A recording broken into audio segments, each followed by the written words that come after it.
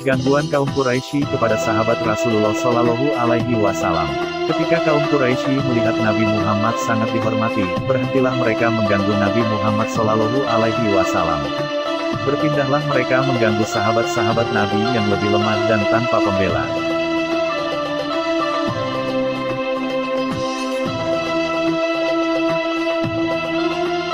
Maka tiap kabilah mengganggu para sahabat Nabi Shallallahu Alaihi Wasallam yang masuk Islam dengan memukul, memenjarakan, memboikot makanan dan minuman, sehingga di antara mereka merasakan siksaan yang pedih sampai untuk duduk pun tidak sanggup. Sebagian yang mereka siksa adalah 1. Bilal bin Robah, 2. Ammar bin Yasir, saudaranya, bapak dan ibunya, 3. Khabbab bin Arat.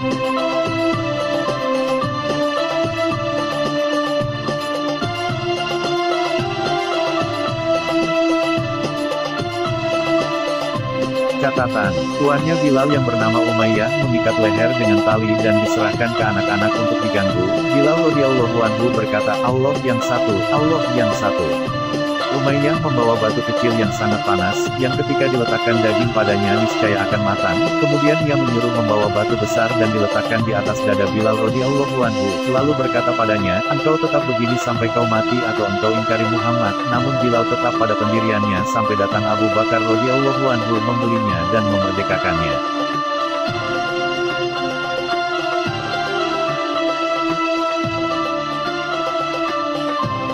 Mereka menyiksa Ammar bin Yasir dengan api sampai wafat, sedangkan ayah dan ibunya tetap disiksa.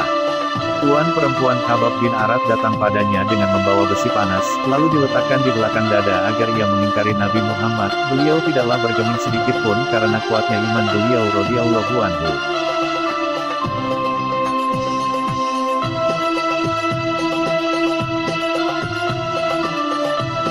Ringkasan, ketika dukungan pada Nabi Muhammad Shallallahu Alaihi Wasallam kuat, kaum Quraisy mulai mengganggu para sahabat terutama orang yang lemah tanpa pembela seperti Bilal bin Rabah, Khabbab bin Arat dan Ammar bin Yasir radhiyallahu anhu.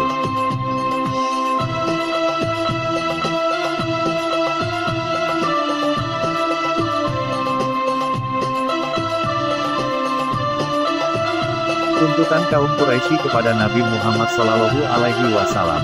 Ketika kaum Quraisy mendapati yang mereka lakukan tanpa hasil, bahkan menambah keimanan mereka, pergilah mereka ke Rasulullah Shallallahu Alaihi Wasallam.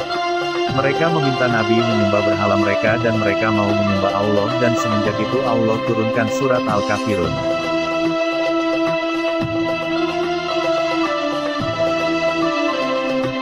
Ketika mereka putus asa, maka mereka meminta Nabi Muhammad menghapus sebagian ayat Al-Quran yang tidak sesuai dengan keinginan mereka, tentang cercaan berhala dan persembahan mereka agar diganti. Maka turunlah ayat Al-Quran surat Yunus ayat 15, katakanlah, tidaklah patut bagiku menggantinya dari pihak diriku sendiri. Aku tidak mengikut kecuali apa yang diwahyukan kepadaku.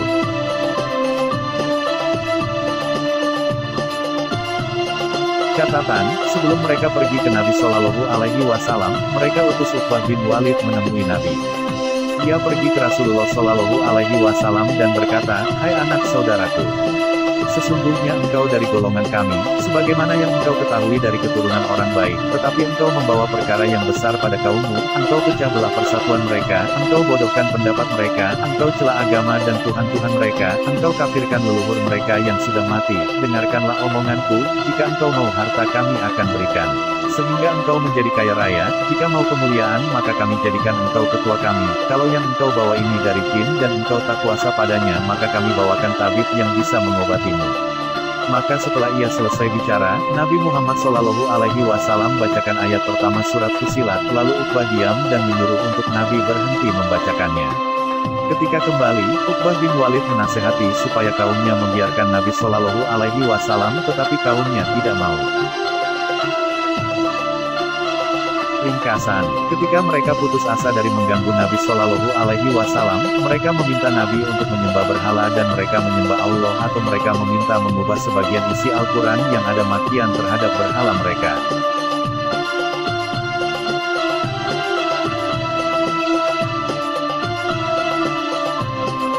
Hijrah ke Habasyah yang pertama.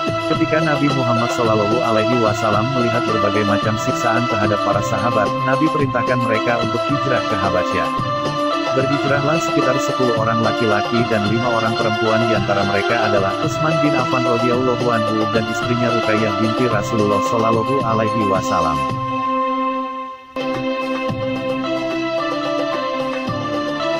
Mereka kembali setelah 3 bulan karena penderitaan pengasingan dan sedikitnya jumlah mereka, yaitu pada tahun ke-5 Hijriah atau yang dikenal hijrah yang pertama dalam Islam.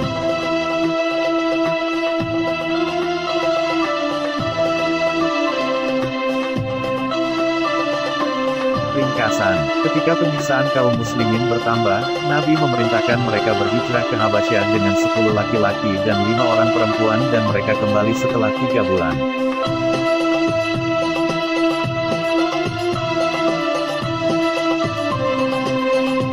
Hamzah dan Umar masuk Islam. Dalam tahun ke-5 masuk Islam 2 orang pemuka Quraisy yang sangat disegani keluhuran dan kekuatan fisik mereka, yaitu 1. Hamzah paman Nabi Shallallahu alaihi wasallam dan 2. Umar bin Khattab. Umar bin Khattab radhiyallahu anhu sebelum masuk Islam dulunya paling gencar memusuhi Islam dan paling gencarnya mencegah orang masuk Islam, lalu Allah muliakan Islam dengan masuknya beliau radhiyallahu anhu. Jumlah yang masuk Islam pada saat itu adalah 40 orang laki-laki dan 11 perempuan.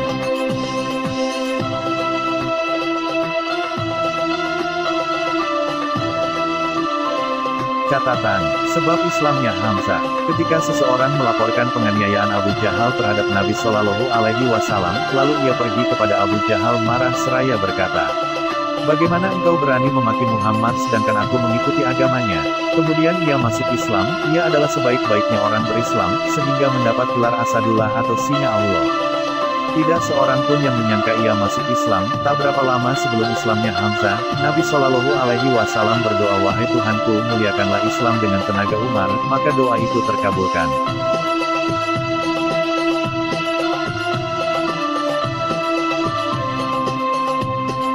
Ringkasan, pada tahun ke-5 dari kenabian Rasulullah Shallallahu alaihi wasallam, Allah menguatkan Islam dengan tenaga Umar bin Khattab radhiyallahu anhu dan Hamzah bin Abdul Muthalib radhiyallahu anhu. Beliau adalah paman Nabi.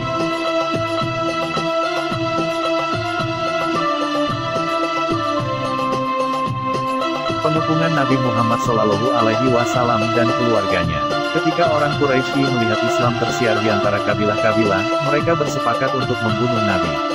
Mereka kepung Rasulullah Shallallahu alaihi wasallam dan orang rumahnya disyhid di Makkah. Mereka menahan makanan untuk Nabi dan keluarganya dan mereka sepakat untuk tidak menerima permintaan damai dari pihak Nabi sedikitpun, kecuali kalau mereka menyerahkan Nabi Shallallahu alaihi wasallam untuk dibunuh.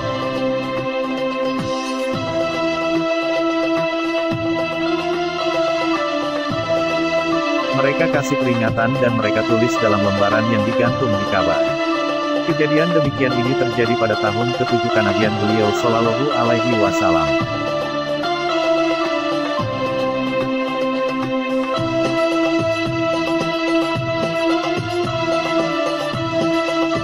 Ringkasan, ketika tersiar Islam, kaum Quraisy mengepung Nabi Shallallahu alaihi wasallam, keluarga dan para sahabat di Syekh Makkah. Mereka memboikot makanan selama 3 tahun dan sepakat untuk membunuh Rasulullah Shallallahu alaihi wasallam.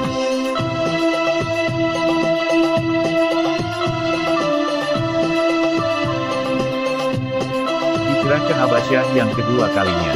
Setelah Nabi Muhammad Shallallahu alaihi wasallam dan kaum beliau masuk Syekh, maka Nabi perintahkan semua orang Islam untuk hijrah ke Habasyah.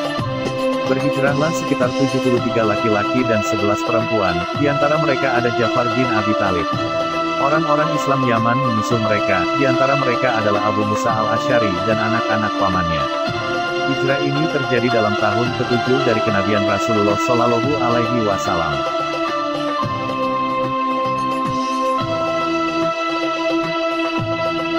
Ringkasan, setelah Nabi Shallallahu alaihi wasallam masuk ke Syekh pada tahun ke-7, beliau Shallallahu alaihi wasallam perintahkan orang-orang Islam untuk berhijrah untuk kedua kalinya ke Habasyah, dengan membawa sekitar 73 laki-laki dan 11 perempuan, kemudian mereka disusul oleh orang Islam dari Yaman.